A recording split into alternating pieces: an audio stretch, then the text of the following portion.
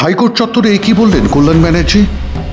আরজি করে চিকিৎসকের ধর্ষণ ও খুনের কিনারা সিবিআই করতে পারবে না।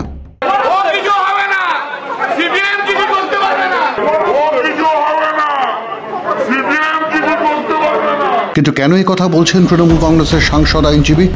কিসের ভিত্তিতে বলছেন? কোন তথ্য আছে তাঁর কাছে যে কারণে তিনি এই কথা প্রকাশ্যে কলকাতা আদালত চত্বরে দাঁড়িয়ে বলতে পারেন যে আরজি করের তদন্ত শেষ করতে পারবে না সিবিআই? এর আগে ডক্টর কুণাল সরকার এবং ডক্টর সুবর্ণ গোস্বামীর এই দুই চিকিৎসকের সমর্থনে মিছিল করে লালবাজারে যান বাম ও বিজেপি আইনজীবীরা।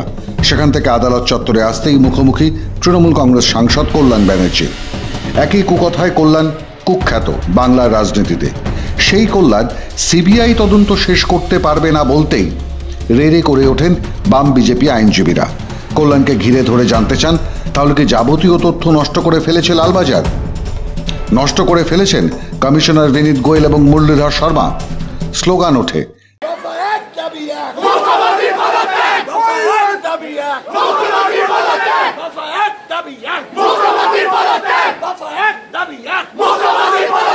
দলনেত্রীর পদত্যাগের দাবি উঠতেই অবশ্য সুরসুর করে পালিয়ে গেলেন তৃণমূল কংগ্রেসের সাংসদ কল্যাণ ব্যানার্জি। কিন্তু তার আগে যে প্রশ্নটা রেখে গেলেন আদালত চত্বরে সেটা বিপজ্জনক। সিবিআই কেন তদন্ত শেষ করতে পারবে না?